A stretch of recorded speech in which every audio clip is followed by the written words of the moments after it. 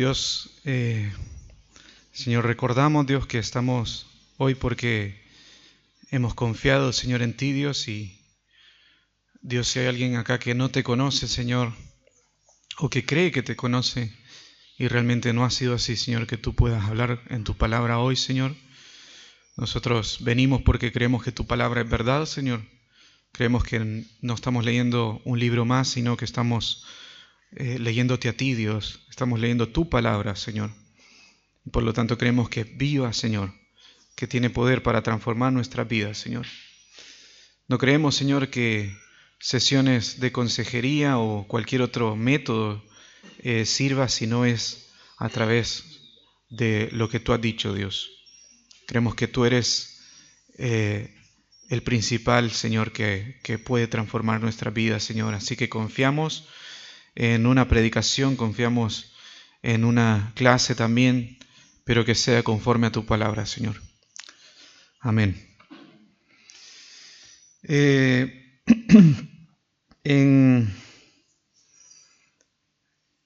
el mundo de la programación existe algo que son las personas juniors y seniors. Los juniors, que son personas nuevas que van empezando, son personas que están aprendiendo y entonces, normalmente es común identificarlos, ¿no? Y tenemos las personas seniors, que son los expertos, digamos, los profesionales.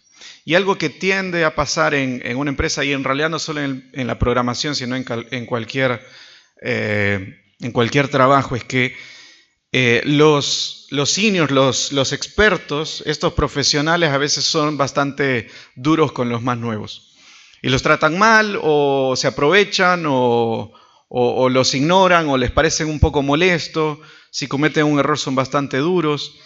Y una de las quejas en general de las personas nuevas, de los juniors, es que dicen, bueno, ¿y ellos no fueron también juniors? ¿No estuvieron en la misma situación que nosotros? ¿No estaban aprendiendo también? Y es lindo cuando uno que está empezando, se le acerca a uno de estas personas que saben mucho y se sienta y te enseña y dedica el tiempo, ¿no? Dedica el tiempo a estar con uno, a enseñarte todo lo que sabe. Bueno, de esta misma manera, Jesús es un mediador entre Dios y nosotros. Pero no cualquier mediador, sino uno que se compadece de nosotros. Él es alguien que sabe quiénes somos. Por eso el título de esta prédica de hoy es Un mediador compasivo.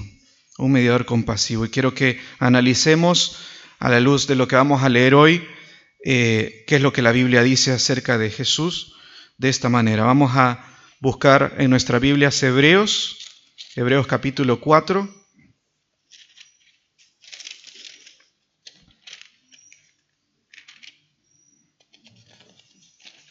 Hebreos 4, y vamos a leer del versículo 14 a Hebreos 5, versículo 10. Hebreos 4, 14 al 5, 10. Dice, teniendo pues un gran sumo sacerdote que trascendió los cielos, Jesús el Hijo de Dios, retengamos nuestra fe, porque no tenemos un sumo sacerdote que no pueda compadecerse de nuestras flaquezas, sino uno que ha sido tentado en todo como nosotros, pero sin pecado. Por tanto, acerquémonos con confianza al trono de la gracia para que recibamos misericordia y hallemos gracia para la ayuda oportuna. Porque todo sumo sacerdote tomado de entre los hombres es constituido a favor de los hombres en las cosas que a Dios se refieren, para presentar ofrendas y sacrificios por los pecados. Puede obrar con benignidad para con los ignorantes y extraviados, puesto que Él mismo está sujeto a flaquezas. Por esa causa está obligado a ofrecer sacrificios por los pecados tanto por sí mismo como por el pueblo. Nadie toma este honor para sí mismo, sino que lo recibe cuando es llamado por Dios, así como lo fue Aarón. De la misma manera, Cristo no se glorificó a Él mismo para hacerse sumo sacerdote, sino que lo glorificó el que le dijo, Hijo mío eres tú, yo te he engendrado hoy, como también dice en otro pasaje, tú eres sacerdote para siempre, según el orden de Melquisedec. Cristo en los días de su carne, habiendo ofrecido oraciones y súplicas con gran clamor y lágrimas, al que le podía librar de la muerte, fue oído a causa de su temor reverente. Aunque era hijo, aprendió obediencia, por lo que padeció y habiendo sido hecho perfecto, vino a ser fuente de eterna salvación para todos los que le obedecen, siendo constituido por Dios como sumo sacerdote según el orden de Melquisedec. Aunque para muchos es bastante común escuchar el título sumo sacerdote, quiero que todos los que les parece común y saben mucho de esto, son seniors en teología, ¿no? Hoy quiero que seamos compasivos y vamos a explicar de qué se trata estos términos.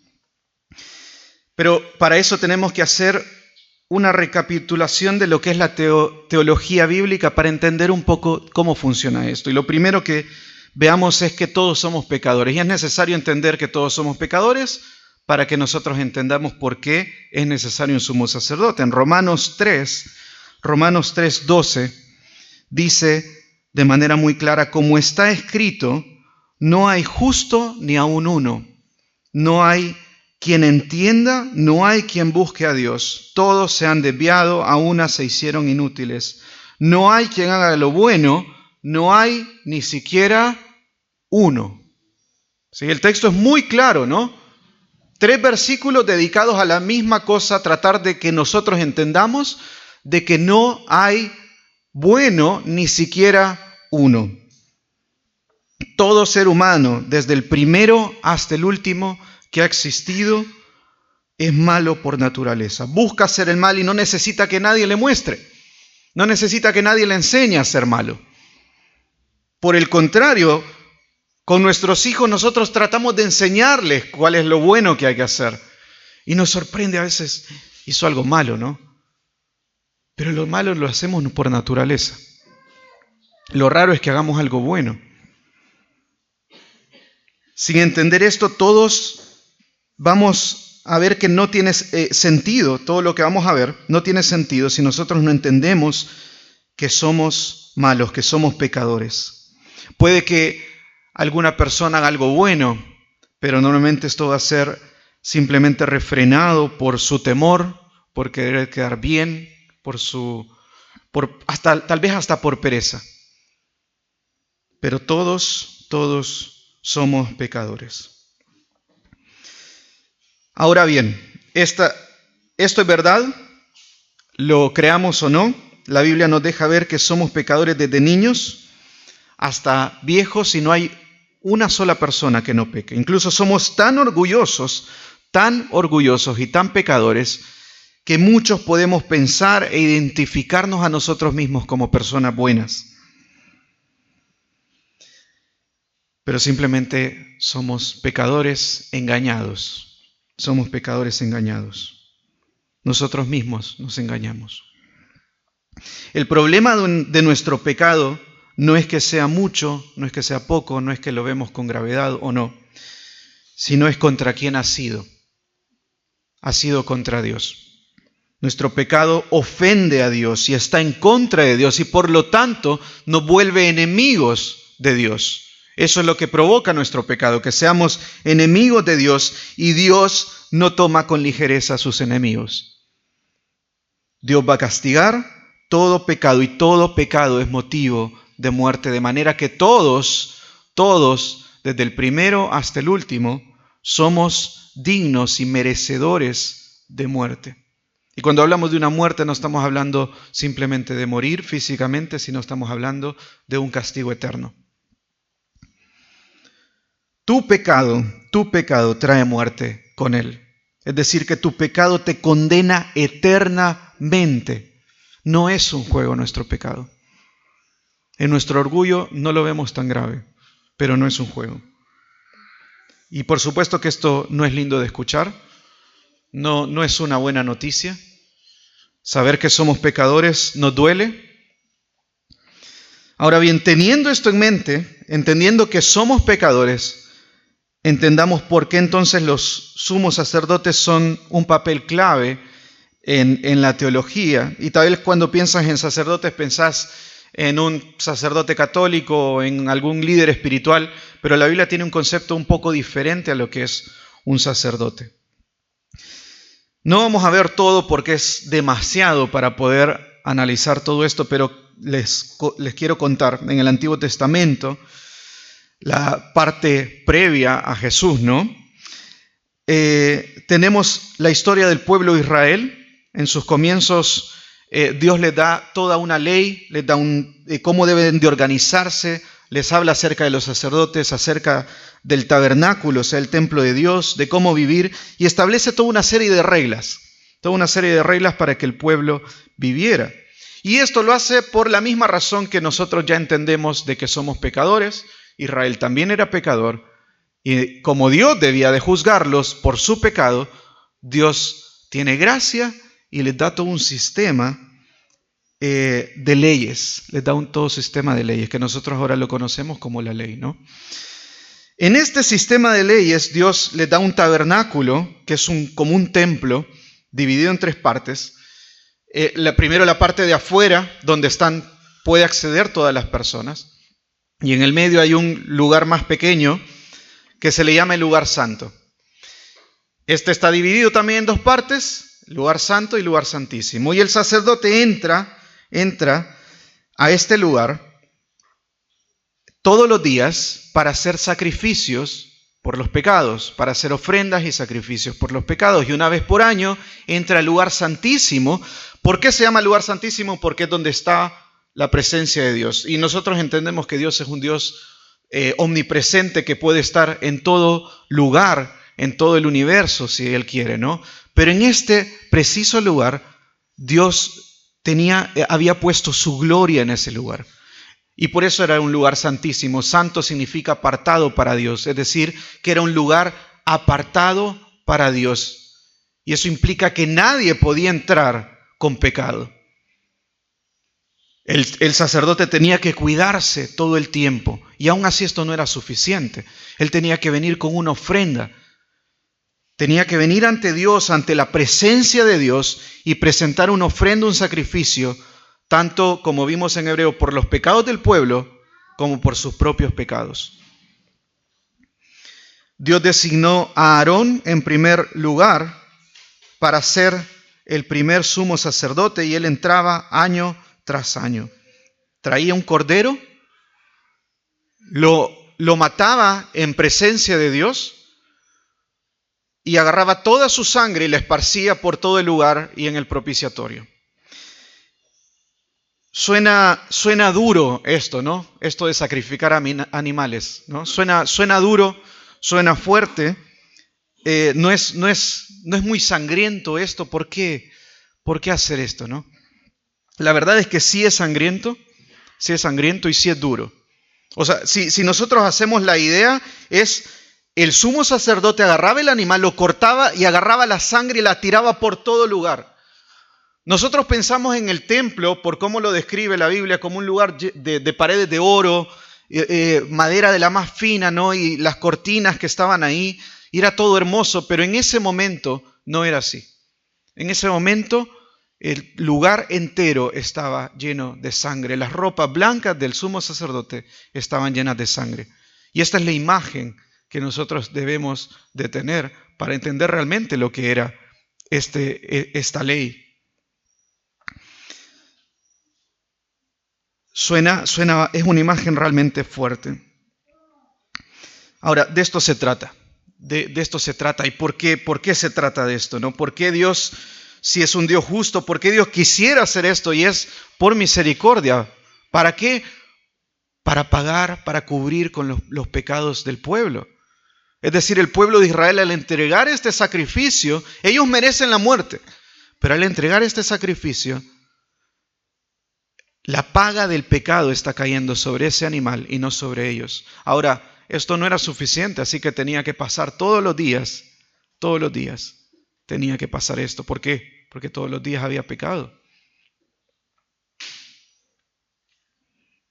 El cordero llevaba la culpa del pueblo, un ser inocente, por seres culpables.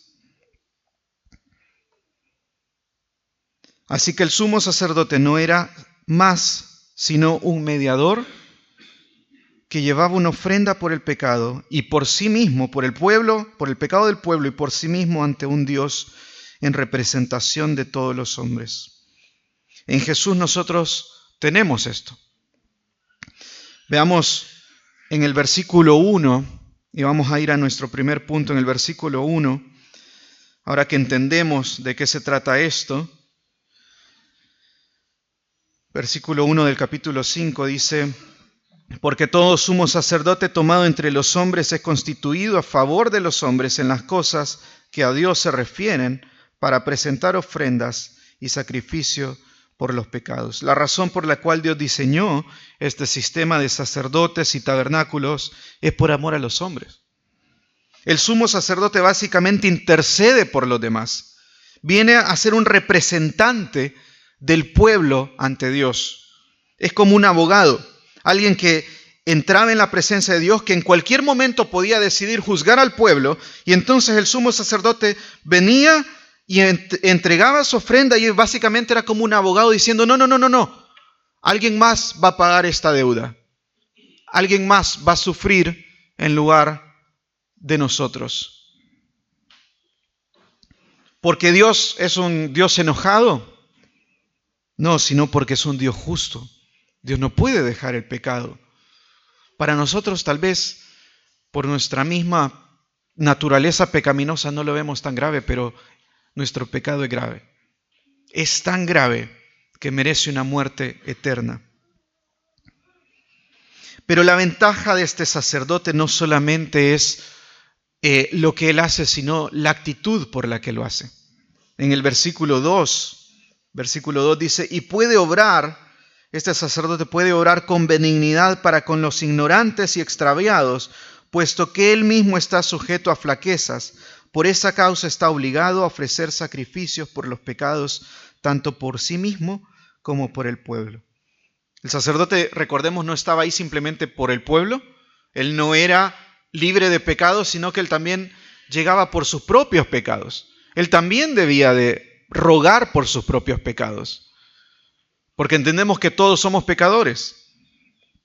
Consideraba su condición para actuar en favor y en misericordia de los ignorantes y extraviados. Otra palabra para ignorantes y extraviados es engañados y descarriados. Engañados y descarriados. Pecadores que ni siquiera se dan cuenta de lo grave que es su pecado, que viven pensando que todo está bien. Son ignorantes, se han apartado y están perdidos. Pero ya que el sumo sacerdote también es pecador, actuaba con misericordia. Ahora bien, recordemos que este sumo sacerdote no ha sido autoimpuesto. Si bien él venía con misericordia por el pueblo, no era por su propia decisión. No es que él era un héroe revolucionario de entre la gente que decía: yo voy a defender al pueblo. Yo tengo la solución, vamos a hacer esto. ¿La solución de quién había venido? De Dios. Dios puso esto, porque Dios quería tener misericordia. Dice en el versículo 4: y nadie toma este honor para sí mismo, sino que lo recibe cuando es llamado por Dios, así como lo fue Aarón. Cuando Dios designó a Aarón fue por decisión propia, no por opción de hombres. Cada sumo sacerdote ha sido designado por Dios. Es como que si nosotros fuéramos criminales, y en un sentido lo somos al ser pecadores, y viniéramos ante el juez, y el juez está ahí frente a nosotros, y lo correcto es que el juez nos juzgue, ¿no? ¿O no? ¿Qué pasa si no juzga? Sería un mal juez. Sería un mal juez. Y claro, cuando es contra nosotros no es tan grave, pero si nosotros fuéramos los ofendidos, quisiéramos que ese juez hiciera justicia. Ahora, este juez dice: antes de juzgarte, voy a conseguir un abogado. Voy a conseguir un abogado, le voy a enseñar a este abogado lo que tiene que hacer, le voy a enseñar a este abogado lo que tiene que decir, porque yo quiero perdonarte. Dios lo designó por su misericordia, porque Él quiso. Ahora, entendemos esto, entendemos que somos pecadores, entendemos lo que Dios ha hecho. Entonces entendemos que esto es gracia de Dios, es un regalo de Dios, es la misericordia de Dios. Dice el versículo 5, de la misma manera, Cristo no se glorificó a sí mismo para hacerse sumo sacerdote, sino que lo glorificó el que le dijo, Hijo mío eres tú, yo te he engendrado hoy, como también dice en otro pasaje, tú eres sacerdote para siempre según el orden de Melquisedec. Dios ya había mencionado esto en sus promesas. Así como hemos entendido lo que Dios hizo en el Antiguo Testamento con los sumos sacerdotes, Dios hace lo mismo con Jesús. Pero el plan era mucho más grande de lo que nosotros nos imaginamos. Todo este sistema de leyes que a veces nosotros ni siquiera queremos pasar por Levítico y queremos saltárnoslo, porque es denso, ¿no? Es denso leer todo esto, hay tantas leyes de lo que se tiene que hacer. Todo ese sistema tenía un plan mucho mayor. En Cristo tenía un plan mucho mayor. En Salmo 110, que leímos hace un rato, Dios ya había dado esta promesa. Dios ya había designado un sacerdote para siempre. Primero, quiero que pensemos un poco en esto. Dios había predicado su evangelio en el Antiguo Testamento. Dios ya había predicado su evangelio en el Antiguo Testamento. Salmo 110 y muchos otros pasajes en las promesas de Dios. Dios ya había dicho, un día va a venir un Salvador. Nosotros hablamos del Salvador que vino, pero ellos escucharon el evangelio del que iba a venir. Ellos escucharon el evangelio y por fe en este evangelio eran salvos. Nadie podía cumplir la ley. Por fe en este evangelio es que ellos serían salvos. Entonces ellos están miles de años antes, están escuchando el evangelio que nosotros escuchamos. Solo que nosotros lo escuchamos miles de años después. Pero es el mismo evangelio. Dios no ha cambiado. Dios ha sido el mismo siempre y su obra de salvación ha sido la misma siempre. Ahora, ¿cuál es la parte complicada de todo esto? ¿Quién es Melquisedec? ¿Quién es Melquisedec? ¿De qué está hablando? ¿De qué está hablando el autor de Hebreos? ¿Quién es este que habla? En Génesis 14, no lo busquen, pero lo pueden anotar, Génesis 14, del 17 al 24. Tenemos una historia que a simple vista parece un poco complicada. Por supuesto que el propósito es otro, pero nos está hablando de que Abraham viene de haber ganado una guerra y se le presenta el rey de Salem. Salem es un reino que después viene a ser lo que ahora conocemos como Jerusalén. Y viene el rey de Salem y dice el texto que es este rey Melquisedec es sacerdote de Dios. Esto pasa cientos de años antes de que Dios designara a los sacerdotes. Entonces, ¿quién es este sacerdote de Dios que ya estaba antes? La verdad, no lo sabemos. La verdad, no lo sabemos. Pero este Melquisedec ya era sacerdote de Dios y además el texto nos dice que Abraham le da ofrendas, le da el diezmo, es decir, la 10ª parte de lo que él tenía. Y sin indagar mucho en este asunto, no porque no sea importante, sino porque necesitamos ver otras cosas que también son importantes.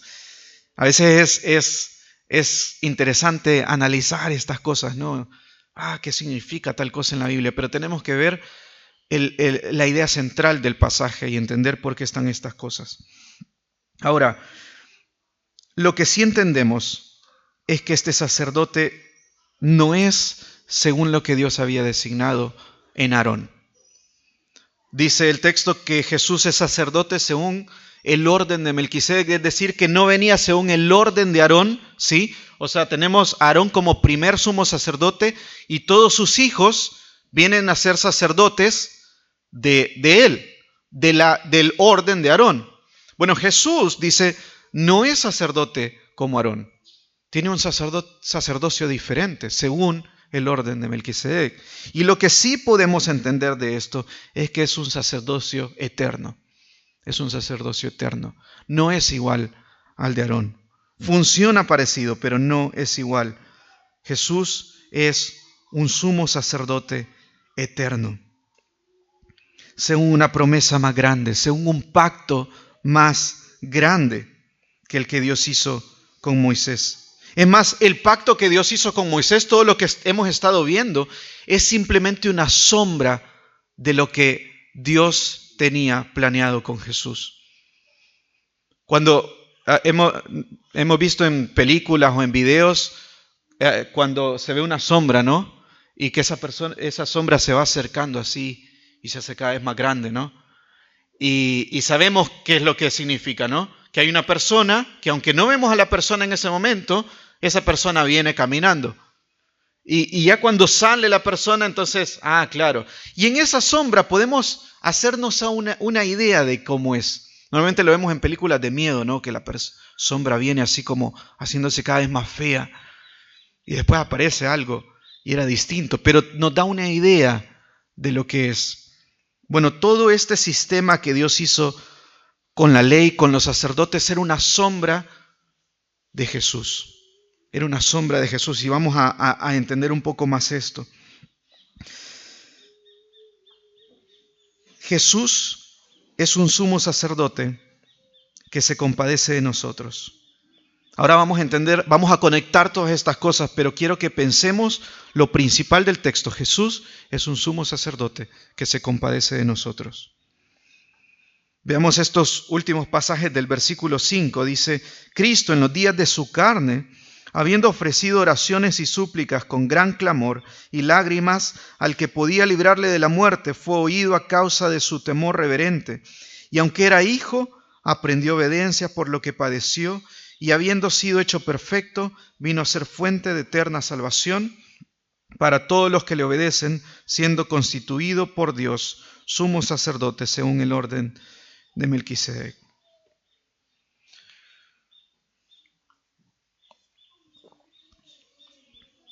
Jesús es sumo sacerdote por excelencia. Su obra no es como la de los anteriores.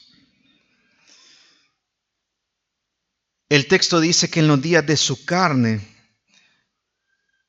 sufrió. Dice el texto, lo vemos un poco más. En los días de su carne, habiendo ofrecido oraciones y súplicas con gran clamor y lágrimas al que podía librarle de la muerte. Con esto recordamos lo que Jesús hizo en la cruz. Es decir, que Él adoptó una naturaleza de hombre. Dios mismo, según Filipenses, Dios mismo se humilló para ser uno como nosotros. Nosotros pensamos que estamos en el top de todas las cosas, ¿no? Bueno, Dios no. Dios tuvo que humillarse para hacerse uno como nosotros. Él adoptó la naturaleza de hombre. Dios, que es espíritu, tomó la naturaleza de ser humano con todas nuestras flaquezas y debilidades y habitó entre nosotros, vivió como uno de nosotros. Todo su ministerio durante 3 años fue simplemente ser misericordioso con todos, predicando constantemente, sanando enfermos, teniendo compasión. Aún hasta le dio de comer a las multitudes, les daba de comer. Él vivió como uno de nosotros en toda debilidad humana. No porque dejó de ser Dios, sino porque quiso limitarse para vivir como uno de nosotros. No por gusto, sino por un plan mayor. Habiendo ofrecido oraciones y súplicas con gran clamor y lágrimas, dice el texto. Jesús en los días previos a su muerte le dijo al Padre, pasa de mí esta copa. ¿Acaso no es debilidad? Pasa de mí esta copa. En el momento más humano de Jesús, Él le ruega al Padre con sudor y lágrimas, pasa de mí esta copa. Siempre pensamos en un Jesús muy sereno, ¿no? Muy tranquilo, muy sobrio, que simplemente hace una oración y dice, Dios, yo no quiero esto, pero que sea tu voluntad. El texto no nos muestra eso. El texto no nos muestra eso. Nos muestra a Jesús sudando sangre, aterrado por lo que iba a suceder. Estaba espantado por lo que iba a suceder. El texto nos dice con clamor y lágrimas. Clamor significa gritar. Jesús estaba gritando, Padre, pasa de mí esta copa, no quiero sufrir esto. No quiero sufrir esto. No quiero sufrir la cruz. Lloraba en toda su humanidad. Pero en el versículo 8 dice, y aunque era hijo, aunque era el Hijo de Dios y podía ser oído por Dios y Dios podía atender su petición, dice, aprendió obediencia por lo que padeció. Él es el Hijo de Dios. ¿Acaso Dios no podía hacerle caso a su súplica? Miren lo que dice una vez más el versículo 7. Habiendo ofrecido oraciones y súplicas con gran clamor y lágrimas, al que ¿qué? Podía librarle de la muerte. O sea, Dios podía librarlo de la muerte. El Padre podía librarlo de la muerte. Fue oído. Es más, Dios lo escuchó en ese momento. Y aunque era hijo, aunque tenía todo el derecho, a diferencia de los otros sumos sacerdotes, ¿no? Que tienen que rogar por sí mismos. Cada vez que ese sacerdote entraba al lugar santísimo era, Dios, no me mates a mí, porque yo también soy pecador. Bueno, Jesús no. Jesús no pecó. Aunque era hijo, aprendió obediencia. Aprendió obediencia. Qué palabras de aliento para nosotros. Yo no sé ustedes, pero saber que él podía simplemente no optar por hacer eso, a mí me eriza la piel. Pero no. Fue obediente. Qué palabras de aliento para nosotros. Cristo aprendió obediencia por lo que padeció. Y podríamos agregarle ahí, por nosotros. Déjenme describirles un poco esto. Lucas 22:44 dice, y estando en agonía, oraba con mucho fervor y su sudor se volvió como gruesas gotas de sangre que caían sobre la tierra. Jesús, como sumo sacerdote, caminó luego de ser golpeado hacia la cruz. De la misma manera que el sumo sacerdote caminaba al lugar santo, Jesús caminaba hacia la cruz.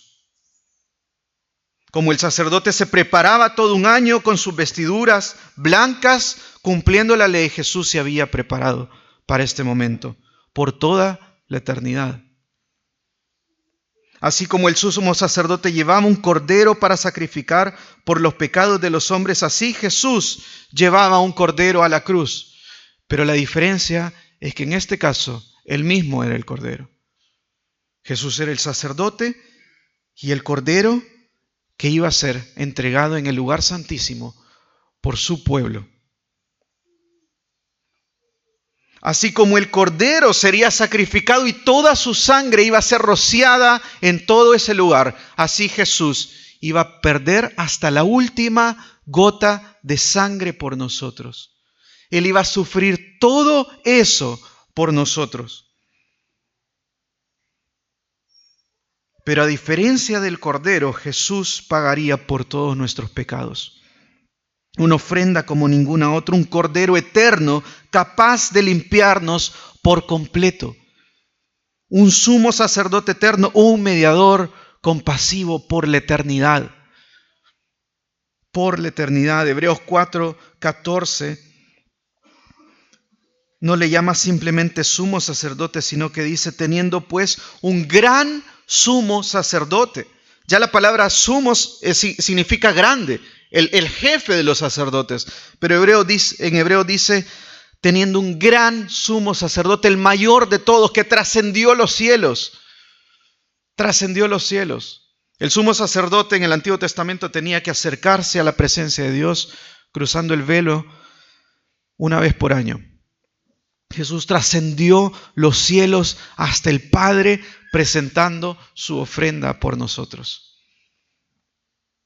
El gran sumo sacerdote. En vista que tenemos tan gran sumo sacerdote, dice el texto, que tenemos al más grande de todos, qué grande salvación la que Dios ofrece, qué grande salvación.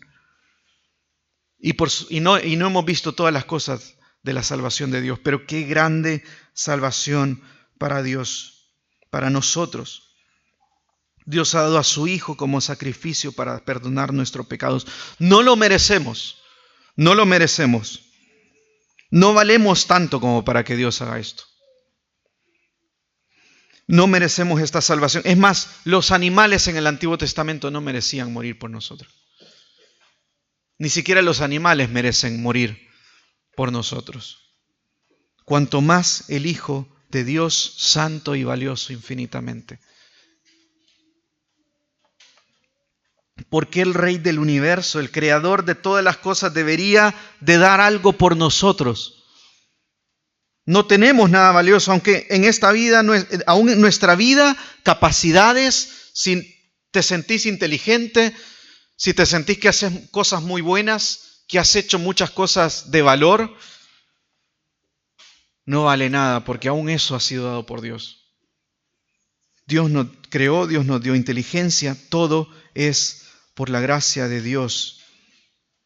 La palabra gracia viene del griego charis, que significa carisma, que se puede traducir también como regalo, un regalo de gracia. Es decir, que la salvación de Dios no es simplemente Dios perdonando nuestros pecados, sino que además nos ha dado el regalo de Cristo, de la vida con Él. O sea, ¿no era suficiente acaso simplemente perdonar nuestros pecados? Dios nos ha querido dar vida en Él, nos ha dado un regalo con Él. El contexto de Hebreos, y quiero que pensemos en una cosa, tan grande salvación debería de ser aprovechada por nosotros. En Hebreos 3, unos versículos antes, Hebreos 3, 6, dice, pero Cristo fue el Hijo de Dios. Pero Cristo fue fiel como Hijo de Dios sobre la casa de Dios, cuya casa somos nosotros, si retenemos firme hasta el fin nuestra confianza y la gloria de nuestra esperanza, por lo cual, como dice el Espíritu Santo, si oís hoy su voz, no endurezcáis vuestros corazones. Versículo 12 dice, tened cuidado, hermanos. A la iglesia le dice esto. Hermanos que estamos acá, tengan cuidado. ¿De qué? No sea que en alguno de vosotros haya corazón malo de incredulidad para apartarse del Dios vivo. Antes, exhortaos los unos a los otros cada día, mientras todavía se dice hoy, no sea que en alguno de vosotros sea endurecido por el engaño del pecado, porque somos hechos partícipes de Cristo, si es que retenemos firme hasta el fin el principio de nuestra seguridad. En cuanto se dice, si oís hoy su voz, no endurezcáis vuestros corazones como en la provocación. Hoy es el día de salvación. No sabes si va a haber otro día. No sabes si va a haber otro día. Dios ha tenido misericordia para hoy decirte que hoy tenés una oportunidad de arrepentirte. Mañana puede ser tarde. Y no estoy jugando, Mañana puede ser tarde. Hoy mismo puede ser tarde. No sabes cuánto más vas a estar. No tenés control sobre tu vida. No puedes decir mañana me arrepiento. Hoy es el día de salvación. Hermanos, si estás viviendo en pecado y dudás sobre tu salvación, o si entendés que realmente no has conocido a Dios, hoy es una oportunidad de arrepentirte. El pasaje lo enfatiza varias veces, ¿no? Hoy, no mañana. Este mismo pasaje continúa mostrándonos que podemos ser transformados por su palabra. La misma Biblia, Dios mismo nos da las oportunidades para ser transformados, para arrepentirnos. Dice en Hebreos 4:12 al 13, porque la palabra de Dios es viva y eficaz y más cortante que cualquier espada de dos filos. Penetra hasta la división del alma y el espíritu, es decir, llega hasta lo más profundo de nosotros, de las coyunturas y los tuétanos, y es poderosa para discernir los pensamientos y las intenciones del corazón. Los pensamientos y las intenciones del corazón. Eso que vos pensás que nadie sabe, Dios sí lo sabe. Eso que incluso vos tratás de mentirte a vos mismo y hacerte creer de que no es tan importante y vos mismo te engañás, pero muy en el fondo sabés que cuáles son realmente tus intenciones, Dios las sabe. Dios conoce. Este mismo texto dice, sino que todas las cosas están al descubierto y desnudas ante los ojos de aquel a quien tenemos que dar cuenta. Dios te conoce, Dios sabe todo lo que haces. Mejor arrepentite hoy. Un día va a ser tarde. Un día Dios va a sacar todas las cosas a luz. Tal vez pensás que es vergonzoso en este momento confesar tus pecados, pero un día va a ser mucho más y no va a haber otra oportunidad. Y no importa cuánto llores en ese momento, cuán duro sea, cuánto te cueste cosas en este momento, en ese momento va a ser diferente. No va a haber otra oportunidad. Si oís hoy su voz, qué misericordia que Dios te ha dejado estar hasta aquí hoy para que escuches hoy su palabra. Pero este mismo texto nos guía hacia una esperanza también. Nos muestra que en su palabra podemos ser transformados.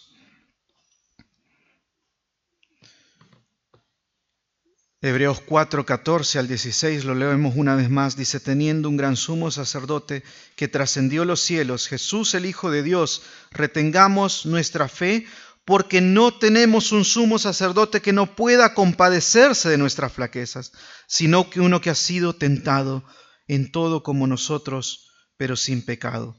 Por tanto, acerquémonos con confianza al trono de la gracia para que recibamos misericordia y hallemos gracia para la ayuda oportuna. Lo leemos una vez más. Por tanto, acerquémonos con confianza al trono de la gracia para que recibamos misericordia y hallemos gracia para la ayuda oportuna. No importa lo que has hecho, todos nuestros pecados pueden ser limpios en la sangre de Cristo, en el Evangelio, en esa obra que Él ha hecho por nosotros. Jesús no es un Dios que está desde lejos viendo cómo la creación se pierde, y aun si lo hiciera no estaría mal.